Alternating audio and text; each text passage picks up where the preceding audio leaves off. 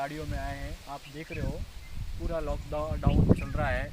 इसमें चारों तरफ कोई साधन वाधन सभी बंद है। तो हम भी विचार किया कि यहाँ सुंदामाता आ जाए और यहाँ का आपको कुछ दिखाते हैं। देखेंगे भाई साहब, आप पास में हमारे मेघ ऋषि आश्रम है, जहाँ पर अरे मत कर धनवंती धन रोगारी वो बेचारा,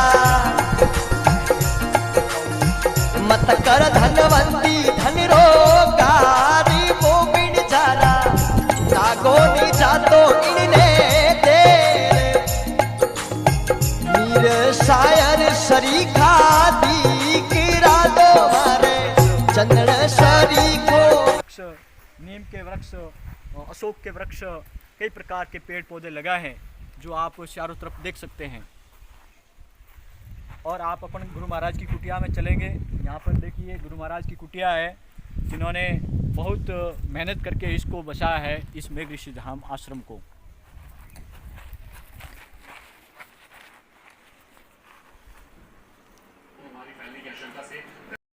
मेघ ऋषि धाम आश्रम के बारे में हमें कुछ जानकारी देंगे।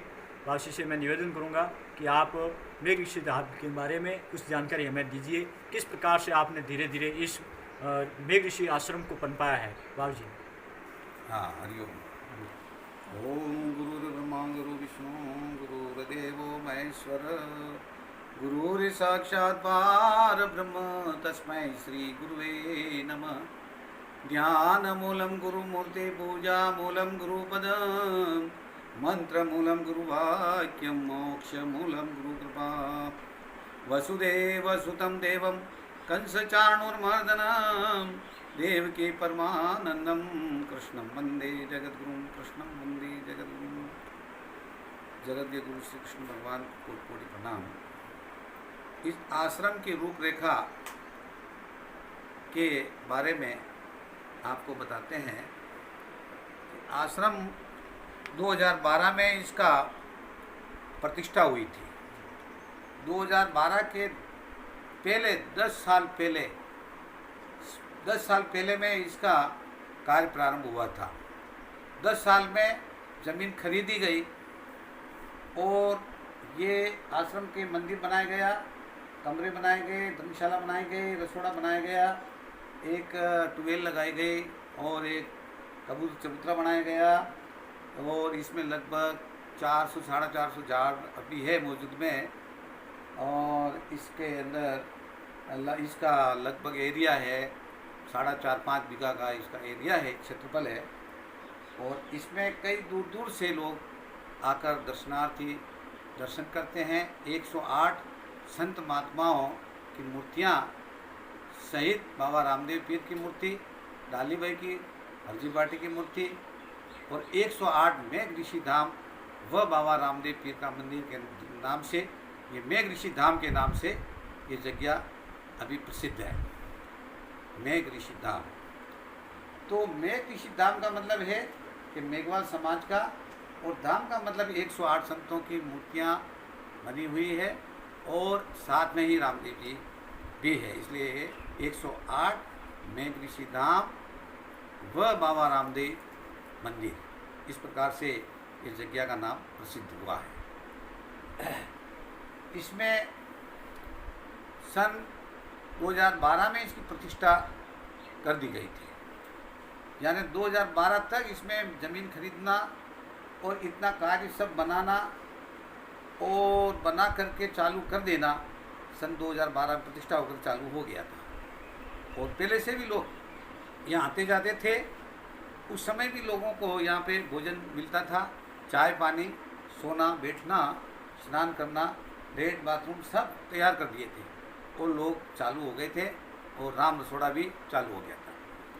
राम रसोड़े के लिए भी हम जाते थे बाहर, राम रसोड़े के लिए भी गेहूँ बाजरी जो भी देते वो लाते थे, कबूतरों को दाना भी देते थे, लोग आते उनको भोजन कराते थे और उनको चाय पानी पिला के सांत्वना दे करके रात में विश्राम कराते थे। उनको सारा इस आश्रम के विषय में बताते रहते थे। और हर 12 महीने के अंदर हर साल, यानी कि इस के 12 बार जो प्रतिभान छात्र छात्राओं का सम्मान समारोह 12 बार कर चुके हैं। 12 साल हो गए सम्मान समारोह करते, और मेले तो लगभग 20 मेले करती होंगे यहाँ पे। गुरु पूर्णिमा में मेले भी होता है और वैशाख महीने में मेला भी होता है। इस प्रकार से एक वर्ष में 2 मेला या प्रतिवर्ष किया जाता है।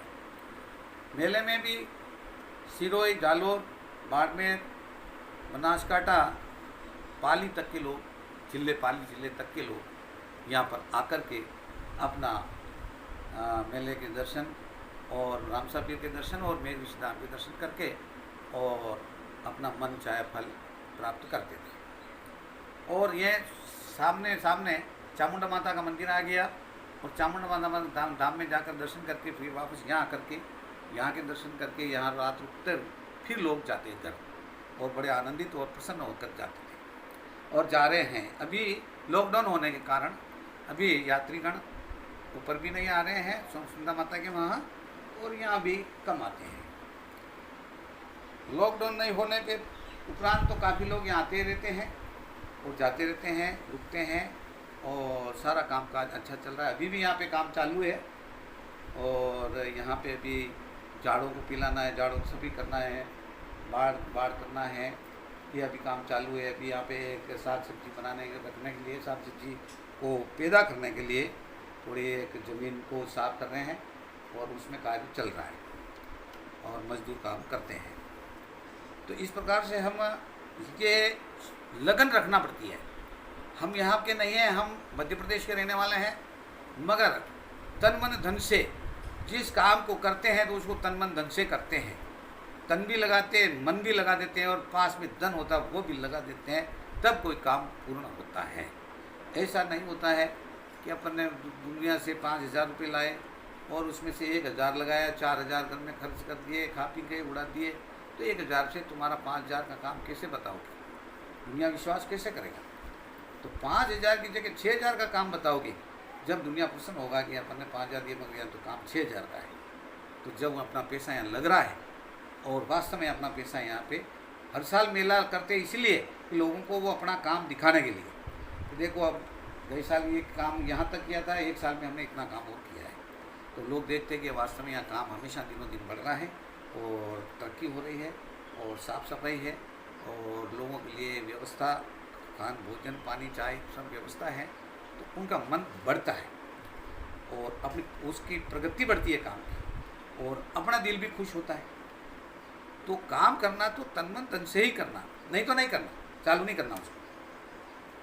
तभी लोग कहते हैं तुमने समय में थोड़े समय में काम बहुत ज़्यादा कर दिया।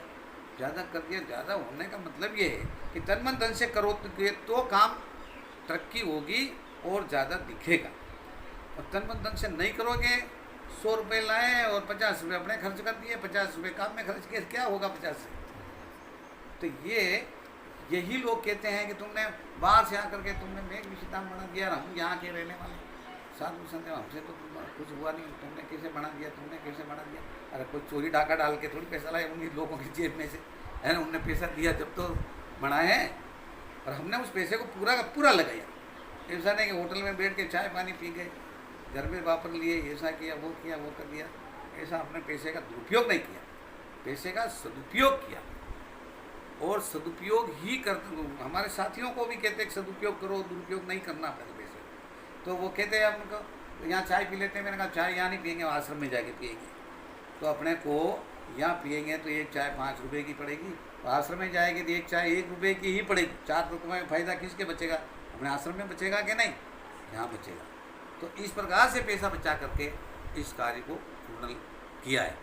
और कोई बीमार हो जाता है हमारा सहयोगी, तो उसका इलाज भी कराते, तुरंत उसका इलाज कराते और उसको वापस साथ में ले जाते। तो इस प्रकार से हमने 4 आदमी तैयार किए। जैसे जालोर जिले के किए, एक तो सोना बागो और एक अदरा बागो। जैसे सिरोही जिले में एक भेरावत जी को तैयार किया और बेना बागो पाली जिले के लिए तैयार किया। तो इसलिए 4 आदमी हमको साथ में रखने के लिए, तो चारों आदमी को एक साथ में ले जाना। पाली जाना है तो पाली जिले वाले आदमी को ही साथ में लेके जाना, क्योंकि पाली जिले में उनकी पहचान है। अब उनको सिरोही जिले में ले जाएंगे तो वो किन की पहचान तो है नहीं उनकी, तो अच्छा सिरोही में जाएंगे तो सिरोही वाले आदमी को साथ में लेंगे, है ना? जालोर जिला बड़ा है तो यहाँ 2 आदमी किए, जिनकी पहचान चाहे तुम ले चलो भाई, उनकी जहाँ जहाँ पहचान होती है उसको लेके साथ में जाते। तो ये कार्य को करने के लिए कड़ी जोड़ना पड़ती है, और कड़ी जोड़े रखना पड़ती है, और कड़ी टूटना दे देनी पड़ती है। और कड़ी जोड़ने के लिए अपने को भी झुक के देना पड़ता है, उनको भी झुकाना पड़ता है, और एक मिलजुल के देना पड़ता है, तालमेल को बिठा के रखना पड़ता है, और किसी मनमुटाव नहीं होना देना पड़ता है। मनमुटाव हो भी जाता है तो उसको तोड़ना पड़ता है। कई बातें का ध्यान रखना पड़ता है। और तोड़ने के लिए, कोई संस्था को तोड़ने के लिए भी लोग काफ़ी ने बीच में संतों ने उलट किया था, मगर हमारा काम चलता रहा तीव्र गति से, तो लोगों ने उनकी तरफ ध्यान नहीं दिया और काम चलता रहा और काम बन गया। और अभी तक जो है मंदिर का तीव्र गति से काम चल रहा है। निर्माण मोहा जित संग